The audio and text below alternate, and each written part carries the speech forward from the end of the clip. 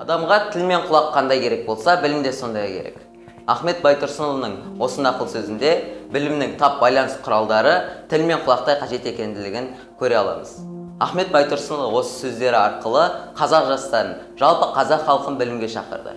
Ахмет Байтұрсынұлы білімді жанның басқа адамдарға қарағанда көзқарасы ашық, көкірегі ояу болатын және білімді жастар бар ел басқа елдерден озық жүретінін жақсы ұқты.